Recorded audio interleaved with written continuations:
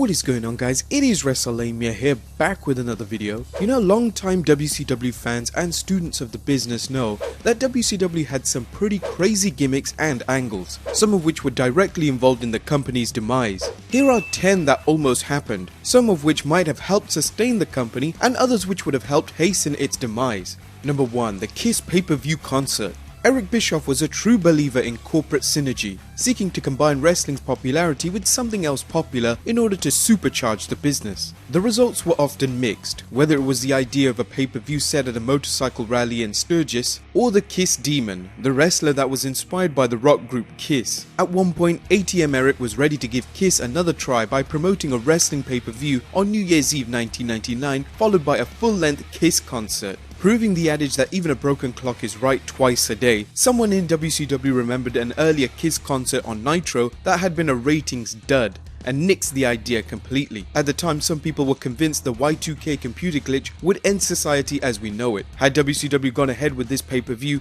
it could have ended WCW a year before its 2001 demise. Number 2. Ric Flair is Spartacus. The early 90s saw some incredibly inept ideas, chief of which was Pizza Hut executive turned WCW head honcho Jim Herd's idea of turning WCW cornerstone Nature Boy Ric Flair from a jet-set world champion into a Roman gladiator. Yes, you heard that right, Jim Herd felt Flair was washed up and needed a drastic overhaul. His solution? Give Flair a haircut, an earring, and a new identity as a Roman gladiator. Flair conceded with the haircut and ignored Herd's other ideas, contributing to the animosity between the two that eventually saw Flair jump ship to the WWF. Judy and Buff Bagwell as WCW Tag Team Champions.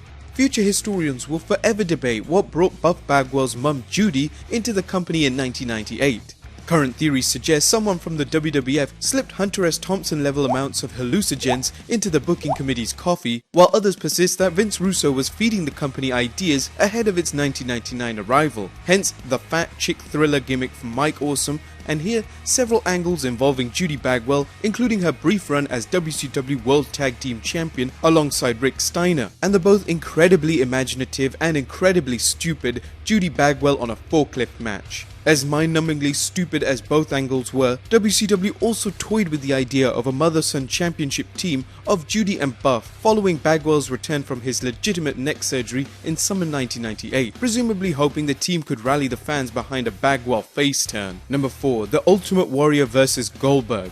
The thought of a Warrior vs Goldberg match seems like an instant dream match, at least at first. In hindsight, it's hard to believe it would have worked as planned, and here's why. In 2000, WCW turned the wildly popular Goldberg into a heel, leading to a strong backlash from the fans. The rumored idea was to have Goldberg begin a new winning streak, steamrolling over WCW's babyfaces. WCW would then bring in the Ultimate Warrior to battle Goldberg. Just as fans refused to boo the Road Warriors when Jim Crockett Promotions turned them heel, no one wanted to boo Goldberg. Whether the Warrior's popularity would have been enough to win over WCW fans, enough to boo Goldberg is debatable. Keep in mind that both Warrior and Goldberg were known for their short, dominant matches that hid their in-ring shortcomings and made them look unbeatable. While the WWF managed to book an extended and entertaining bout between the Warrior and Hogan at WrestleMania 6, their rematch in WCW was a complete dud. Warrior vs Goldberg could have made Hogan vs Warrior 2 look like Kurt Angle vs Brock Lesnar. Number 5. Tank Abbott as WCW Champion. Desperate times are said to call for desperate measures, as seen by WCW's toying with the idea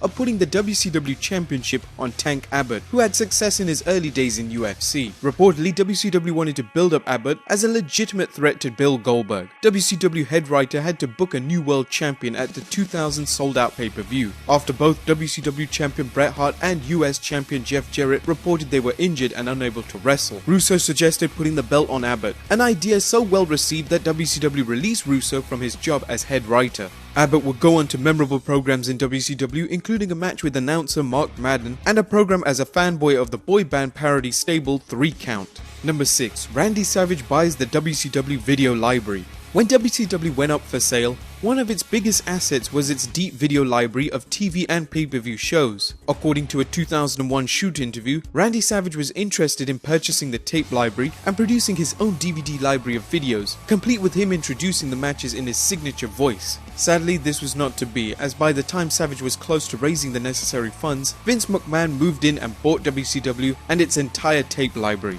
Number 7. The Undertaker comes to WCW. When Kevin Nash and Scott Hall left the WWF for WCW, fellow Kliq member Shawn Michaels tried to leave but couldn't due to contract issues. In a 2015 Sports Illustrated interview, Kevin Nash claims that WCW was close to signing a different main eventer, none other than The Undertaker.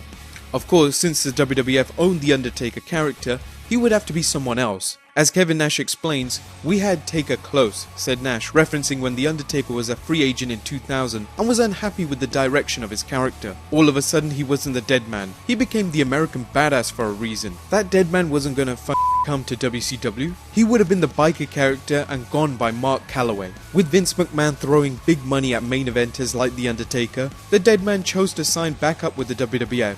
But he took on the American badass identity upon his return in 2000. Number 8. WCW's Big Bang pay-per-view. When Eric Bischoff came close to buying WCW during its twilight, his idea was to relaunch the company with a pay-per-view entitled WCW Big Bang. In Bischoff's mind, the WCW brand had been so damaged that it needed a reboot. In a WWE.com interview, he detailed his strategy. "We were going to shut it down for a period of time, then relaunch. We needed a clean piece of paper to draw on. We couldn't reach into the trash, pick out the crumpled and trampled creative that had been WCW for the last year and a half, and try to make people feel good about that again. In order for the relaunch to feel like one, it had to go away. The thinking was, let's get people talking about the new WCW and what it was going to look like and feel like." Fans dismissive of this idea can find further evidence of the show in the penultimate issue of WCW magazine, which teased the pay-per-view. That didn't happen though, as the WWF exercised its rights to buy WCW. Number 9. Ric Flair, you are the father. When a noticeably pregnant Miss Hancock was about to marry David Flair, she told him he wasn't her baby's daddy. But who was? We never found out, as WCW dropped the angle.